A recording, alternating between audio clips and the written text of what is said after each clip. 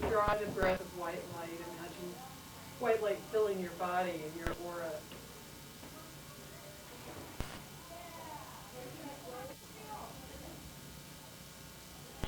Take a moment to contact your inner teacher within you.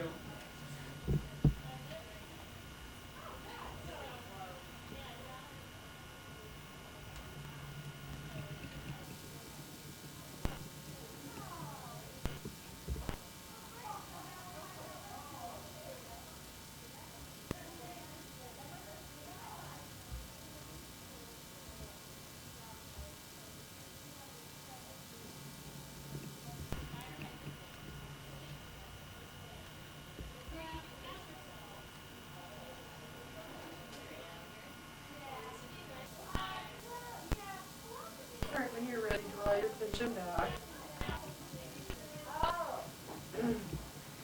Our exercise class is finishing up, but it'll get quieter. So tonight we're talking about your sun sign and astrology, all the different aspects of astrology. What we like to do first is introduce ourselves with our name and our sun sign. I'm Lynn, I'm Virgo sun sign. If you know the rest of your chart, you can tell us too. I'm Sharon and I'm a Scorpio. Christina, and I'm Mary. Rob, I'm Capricorn, Gemini Moon, Libra Rising. And Joe, I'm a Pisces, Capricorn Rising, and Scorpio Moon. This is Joe, this is my husband. He has a new toy he enjoys, his video recorder. It's like taping for our records. I hope it doesn't make you feel self-conscious, it's just for us. Okay, at this point. Anyway. I may have to confiscate that tape. Right, okay. Okay. That's a little joke between. Why don't we just hear what we know of, how much astrology we know, so we can kind of know where to begin, because all of our understanding might be different. I know a lot about astrology. I realized that the other day when Rob and I took a walk and he was telling me that I know a lot about astrology. It's not something I think about knowing about, but it's just second nature. When I was about 19 or so, and actually going to college, where you go, I had some relationship problems that I couldn't understand, and I had a boyfriend, and he was interested in the mathematical part of astrology, and I wanted to interpret it, so we just started getting books, and we just immersed ourselves reading, and I would read about things that interested me, about my own life and the lives of people in the relationships I was in, and pretty soon, I guess, over doing this intensely, I learned astrology, and I learned it pretty well, and as Rob was saying, I probably could have done it in past lives, so that's why it comes back to me in that way. But I don't do astrology specifically, but if I do a reading, I oftentimes will incorporate astrology along with it. I know that it's the best part of the common state. And that's about all Okay, so just basically your sun sign and... That's it, I've never had a chart done. Okay, so you're brand new to it, really. Yeah, really. The legitimate part of it. There's something papers right now, so that's about it. Okay. Your sun sign is Scorpio. Okay, Joe, what do you know about astrology? Well, I know mostly about calculating. I know all the mathematics of it. Uh-huh. I can do it by hand, or I've written a computer program to do it on the Yeah, computer. he's done a computer chart for me. Pretty good. But interpreting, I haven't gotten there yet. You studied somewhat. Somewhat, yeah. I've gone to a teacher, a good teacher. And I know, some of it, but not enough yet to stand alone, interpret. Okay, how are you? I don't really know a lot. I like to read it for personal enhancement, I guess. Do you know, beyond the sun sign, or are you a place we're sharing this? Probably where Sharon is. Okay. Do you know other people's sun signs besides your own, each of you? Oh, yeah. You know them? Do you? Not too much. Okay. Right, yeah. Usually I do. Of course, I'm very interested in numerology. I'm a numerologist, so I have some understanding of astrology. So I usually know people's numbers and their signs. Within a week or so, I've known them. How much knowledge of astrology or the subject do you have at this point? I would say I'm not a whole lot of people up there. you know, it's fairly rudimentary. Oh, good, I'm gonna look like an expert. Nobody knows anything. It's a good place to start. So where do we start? Okay, let's see. I'm gonna get good at small things, so enough to give everybody one of these things. You guys have one of those. Thank you. This just gives you it's a real basic introductory sheet on signs and planets and stuff, so we can get into that. But let's, why don't we look at our wheel? Everybody has their wheel, and let's, we got the raw wheel.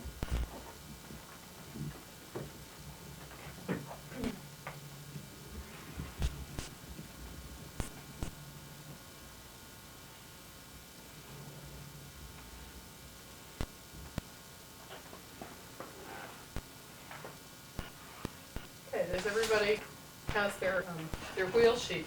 So if you look at the wheel of astrology, I think I learned in a past life in the Hindu land, and I find astrology easiest to learn by looking at the wheel. So in the natural wheel of astrology, the first sign is Aries, and it's the glyph or image of Aries is the ram's horns like that, and it's ruled by the planet Mars. So that would, and it's house number 1. So let's just talk a little bit about what that means. The best way that you can visualize this journey we're going to make through the wheel is to think of a person's life, okay? And you're born in house number 1, and you're going to go on through 12 houses. So house number 1 relates to birth, and it relates to like a baby's first cry and the feeling of self-expression. I'm here. It's a fire sign, and it's the first of the first quadrant, first sign of the first quadrant, which is composed of 4 signs. We'll get into what those are, and this is the basic quadrant of astrology. If you want to take notes, they have paper, or if you don't have paper, but it might be helpful. Okay, so that's your the basic quadrant, and this is the first fire sign. Put F for fire. And here the child is born, pure self-expression. Later on in life, Aries relates to everything to do with self-expression. Being a pioneer, pushing ahead to be first, drive, energy, and that's what the sign Aries relates to. Okay, the next sign is Taurus. Taurus, and it's ruled by Venus, and the symbol of Taurus is, I forget Taurus, Taurus, like the bull's horns. And actually, I think Taurus is really ruled by the Earth instead of by Venus. I think that's a mistake, it's going to be straightened out later. And it's an Earth sign.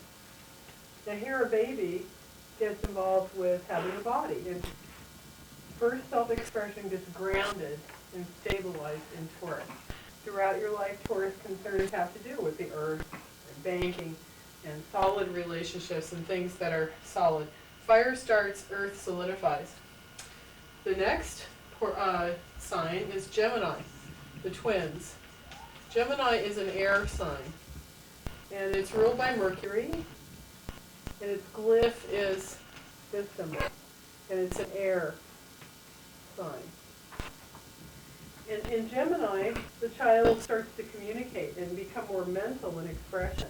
This rules relationships with brothers and sisters, and later on in life this relates to learning, education, teachers, accumulation of lots of information is Gemini. Finally, the last sign of this basic quadrant is Cancer. And Cancer is a water sign, we'll put W, and its glyph is this. That's Pisces glyph. This one, Oh, I'm sorry. which relates to the crab pentacles, Okay, you're right. and it's ruled by the moon. And here the child, the young person, gets involved in early home relationships, the ties to their mother and sometimes father, deep emotional roots.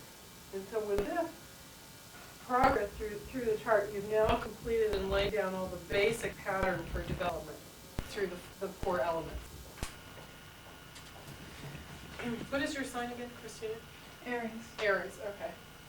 Now, just because you're the first sign Aries doesn't make you a baby or anything. It just means that self-expression and being a pioneer and other things that relate to Aries are going to be emphasized in this lifetime. You could have been a Pisces in the life before, and now you're starting something new, because Aries always starts something new. You're trying to really learn self-expression, okay? Any questions about the basic quadrant before we go to the next one? All right, the next sign is Leo, the lion. And Leo is ruled by the sun. It's symbolized by this glyph. And it's a fire sign because remember, fire starts a new series. So now this next section is the individual section. It's individual. We've dealt with basic energies now, and now we're individualizing these energies. So here is Leo, the lion. And in the Leo phase, young people are interested in love and romance. This is a very teenage phase in a way.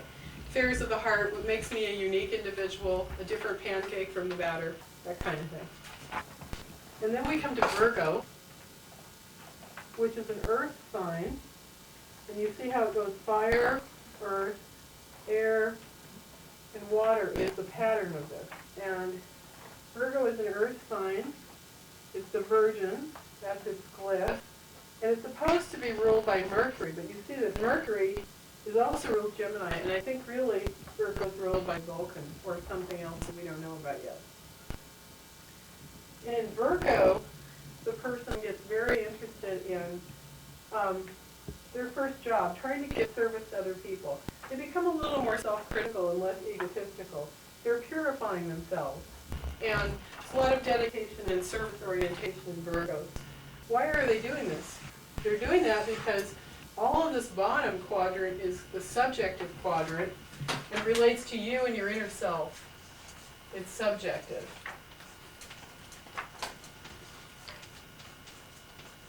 And now we're coming up to the objective quadrant. So we're getting into the outer world. And now we come up to the sign of partnership. My Virgo nature, I can't stand a mess. Sorry there. We come up to the 7th house, and that's the sign of Libra. And Libra is supposed to also be ruled by Venus, which it isn't. And its symbol is the scales of balance and justice, and it's an air sign. Okay, Libra is where you get into marriage and partnership. It's with other people. You said it isn't. Do you feel there's a better one? That it isn't. Oh, I'm sorry.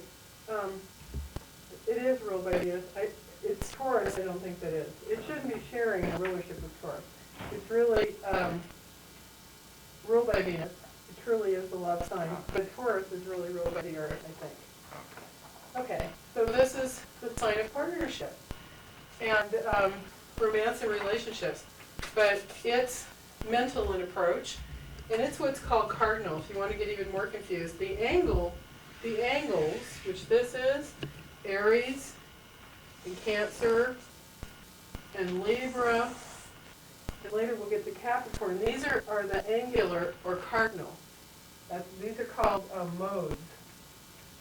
And cardinal signs tend to be they're leaders, they have a lot of impact on the outside world. They're right at the strong angles of the zodiac. These signs, Taurus, Leo, Scorpio, and Aquarius, are fixed. They tend to be solid energies that are difficult to move or budge. And the next ones, Gemini, Virgo, Sagittarius, and Pisces, that we'll get to, are mutable. And they can be very flexible and changeable and dual. That's another whole confusing element that we'll get to. Okay, next is Scorpio. Scorpio is symbolized by this glyph, and it's ruled by Pluto, the slowest moving, most recently discovered planet. See, they used to give it co-rulership with Aries of Mars, but it really isn't correct. It has its own planet. Scorpio, what you learn in relationships either flourishes and it becomes a possession of yours. Just like this is you, here's your possessions, the things you hold dear to you, your values. Here in Libra, here are your partner's values. This now is you, and this is your partner. And now this is your partner. Money, values. It could be the sexual relationship with your partner. It could be what you learned psychologically that transforms you to go on to further insight. And so Scorpio is kind of like the phoenix that can seem to be totally destroyed, die in its ashes. It's reborn again is this bird that soars, because it's the Scorpio can transform and really gain and learn from relationships. And that's the water signs. The three water signs are Cancer, which is a mountain lake, Scorpio, which can be a stagnant pond, but there are deep subterranean energies going on, and Cayce, which is the ocean. Now we finished the second quadrant, and we're going into the last quadrant, which is the universal. And this is the point in a person's life where you're kind of done with